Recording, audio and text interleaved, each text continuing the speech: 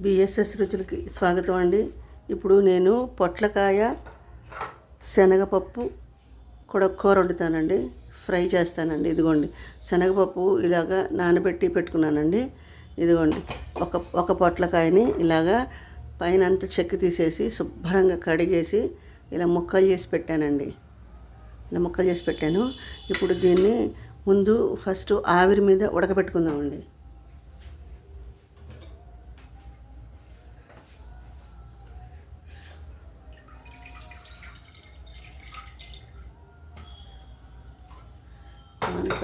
Pan పెట్టానండి.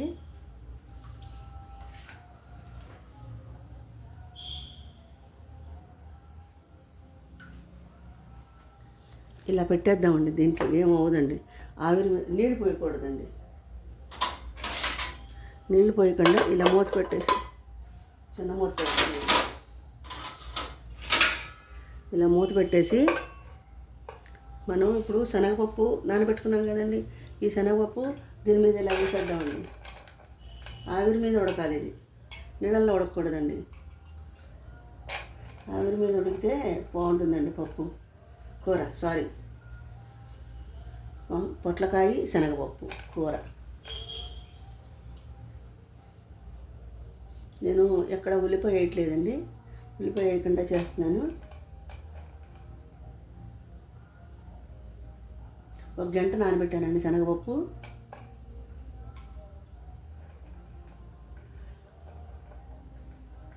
ఇప్పుడు దీని మీద ఒక్క చుక్క నీళ్ళు చల్లుదామండి. ఒక చుక్క నీళ్ళు చల్లి అంతేనండి. ఎక్కువ పొడి కూర కదండి, ముద్ద అయిపోతుంది. ఊరికే చక్కగా ఆవిరి మీద అలా ఉడికితే చాలండి. ఇప్పుడు మూత పెట్టేద్దామండి.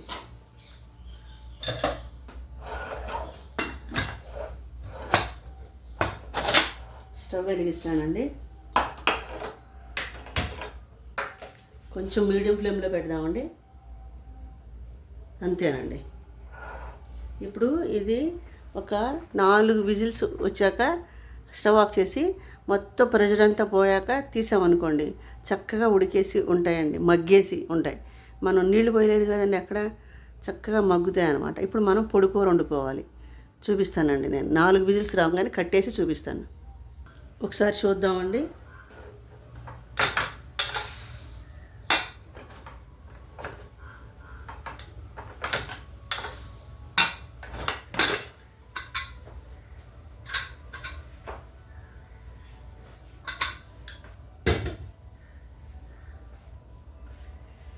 సరే, ఉడికిపోయింది. ఇది శనగపప్పు నానబెట్టాను కదండి, చూసారా ఎలా ఉడికిందో? అదిగో చూసారా ఎంత మెత్తగా అయిపోయిందో. ఇదిగోండి. ఇప్పుడు పొట్లకాయ ముక్కలు కూడా మగ్గిపోయినాయండి. మనం నీళ్ళు పోయిపోయినా కొంచెం నీళ్ళు వచ్చినాయండి పొట్లకాయలో.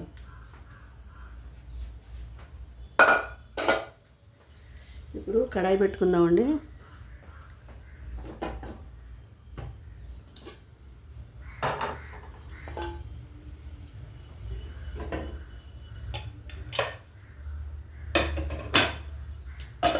స్టవ్ వెలిగించుకుందామండి.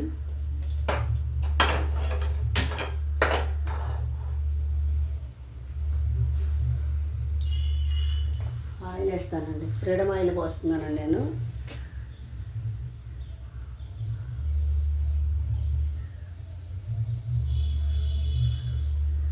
చాలండి.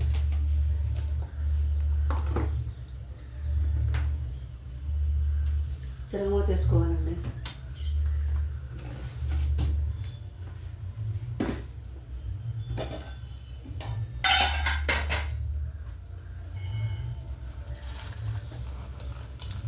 ఒక పావు చెంచా పచ్చిశనగపప్పు ఉడకబెట్టి పెట్టుకున్నాం కదండి, అందుకే తక్కువ వేసాను. ఒక హాఫ్ చెంచా మినప్పప్పు,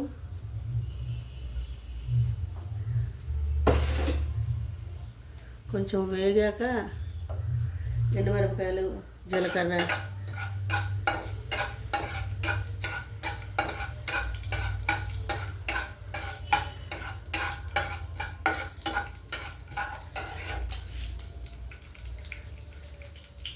2 ఎండుమిరపకాయలు,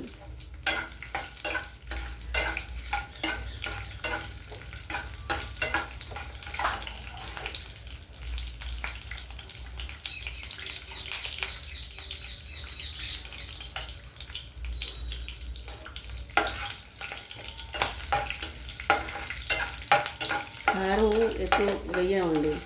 పొట్లకాయ శనగపప్పు కూరలో కారం ఎక్కువ వేయకూడదండి. ఈ తిరగమాతలో మిరపకాయలే ఎక్కువ వేసుకోవాలి. ఈ ఘాటు సరిపోతుందండి. ఇవ్వండి 2 పచ్చిమిరపకాయలు ముక్కలు చేసి కడిగి పెట్టుకున్నానండి. ముక్కలు చేసి వేస్తున్నాను.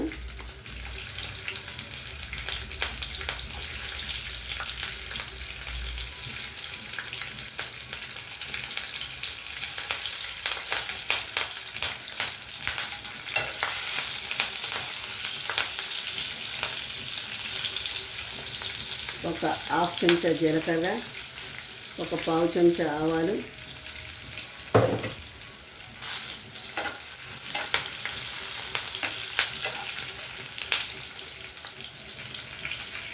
కొంచెం కొత్తిమీర,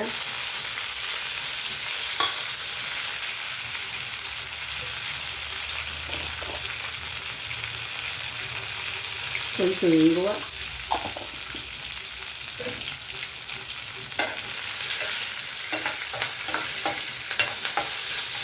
ఇప్పుడు ఈ పొట్లకాయలు ఆవిరి మీద మగ్గిచ్చాం కదండి. ఈ పొట్లకాయ ముక్కలు వేసుకుందామండి.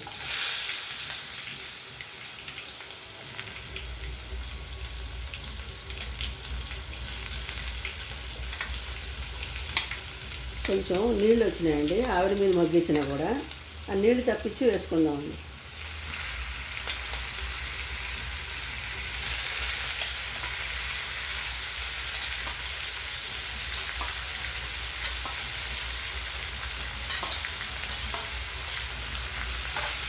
ఇలాంటి ముక్కల్ని మనం నీళ్లు పోసి ఉడకబెట్టక్కర్లేదండి. కాస్త ఆవిరి మీద మగ్గించుకుంటే చాలు.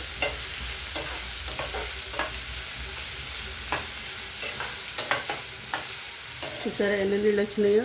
ఈ నీళ్ళు పారబోయక్కర్లేదండి, చారులో పోసుకోవచ్చు. ఇప్పుడు నేను చారు పెట్టట్లేదండి.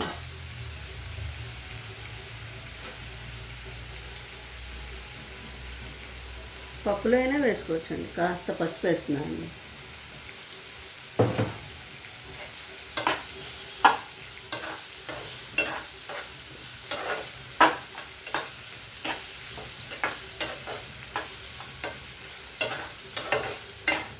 కాస్త ఉప్పు వేసేస్తున్నానండి. ఆల్రెడీ మగ్గిపోయే ఉన్నాయి కదండి, కొంచెం వేగించడమే కదా. పొట్లకాయలు ఉప్పు ఎక్కువ పట్టదండి.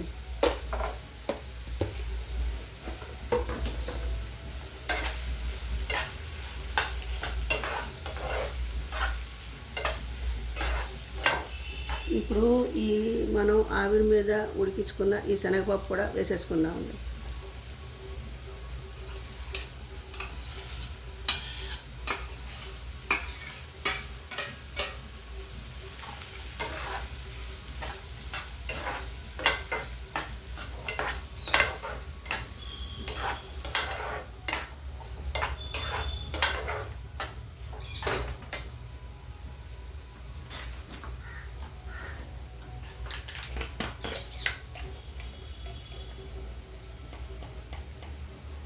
ఒక 1/2 చెంచా ధనియాలు జీలకర్ర పొడి వేస్తున్నానండి.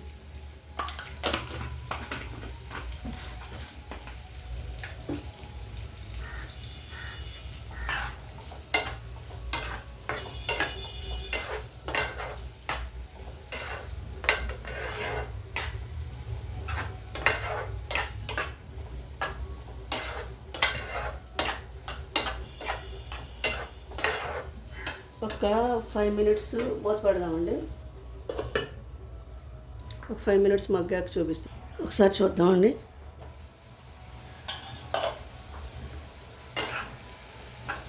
చాలండి, ఇవి వేగటం చాలు. ఇప్పుడు ఎక్కువ కారం పట్టదండి దీంట్లో. నేను ఒక చిటికెడు వేస్తాను, మీకు ఇంత కావాలంటే అంత వేసుకోండి.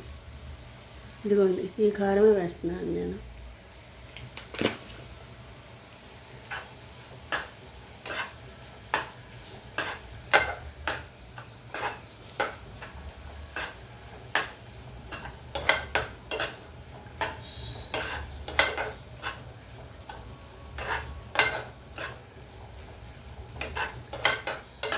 ఎప్పుడైనా సరే శనగపప్పు కూర వండుకోవాలంటే పొట్లకాయని ఆవిరి మీద మగ్గించుకోవాలండి, నీళ్ళు పోయకూడదు.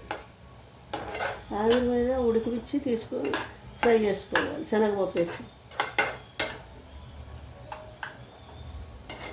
పొట్లకాయని ఆవిరి మీద మగ్గించుకుని కారం వేసాం కదండి, ఒక 2 minutes అలా ఉంచేసి సర్వింగ్ బౌల్లోకి తీసేద్దామండి. ఒక 2 minutes చాలు.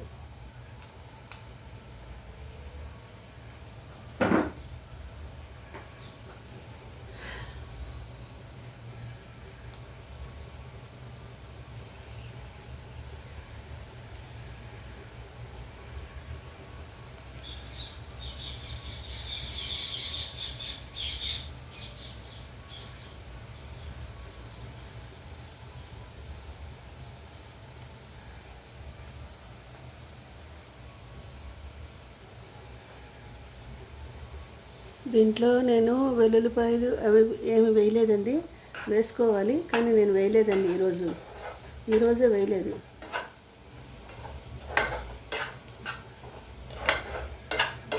ఈ ఫ్రై ఇలాగే తింటే బాగుంటుందండి.